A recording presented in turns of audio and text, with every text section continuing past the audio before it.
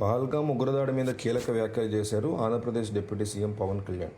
మతం పేరుతో పేర్లు అడిగి మరీ 26 మందిని చంపడం దారుణమని, అయినా పాకిస్తాన్కి అనుకూలంగా మాట్లాడడం సరికాదని అన్నారు. పాకిస్తాన్కి మద్దతుగా మాట్లాడాలనుకుంటే పాకిస్తాన్కే వెళ్ళిపోవాలని స్ట్రాంగ్ వార్నింగ్ ఇచ్చారు పవన్ కళ్యాణ్. ఒక వ్యక్తిని చంపడమే దారుణమని, అందులోనూ మతం పేరుతో చంపడం అంతకన్నా దారుణమని అన్నారు. పహల్గామ్ ఉగ్రదాడిలో ప్రాణాలు కోల్పోయిన వారికి నివాళి అర్పించే కార్యక్రమంలో పవన్ కళ్యాణ్ ఈ మేరకు వ్యాఖ్యలు చేశారు. పహల్గామ్ ఉగ్రదాడి దురదృష్టకరమని, 86-89 మధ్య 4 ఏళ్ల పాటు తాను కాశ్మీర్లో ఉన్నానని, ఆ సమయంలో కాశ్మీరీ పండిట్స్ మీద అమానుషంగా దాడి జరిగేదని అన్నారు. సుమారు 1,00,000కి పైగా కాశ్మీరీ పండిట్స్ని తమ స్వస్థలాల నుంచి తరిమివేశారని, కిరాతకంగా చంపేశారని అన్నారు. ఇప్పుడు జరిగినటువంటి పహల్గామ్ ఉగ్రదాడిని దాని కొనసాగింపుగా భావిస్తున్నానని అన్నారు పవన్ కళ్యాణ్.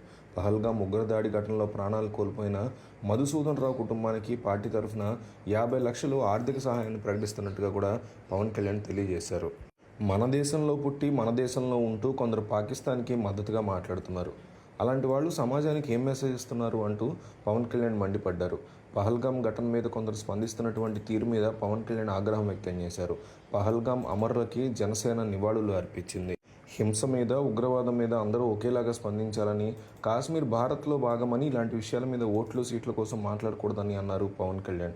కొందరు కాంగ్రెస్ నేతలు పాకిస్తాన్కి అనుకూలంగా మాట్లాడుతున్నారంటూ ఆయన ఆగ్రహం వ్యక్తం చేశారు. సెక్యులరిజం పేరుతో కొందరు సౌత్ కాంగ్రెస్ నేతలు పాకిస్తాన్కి అనుకూలంగా మాట్లాడడం సరికాదన్నారు.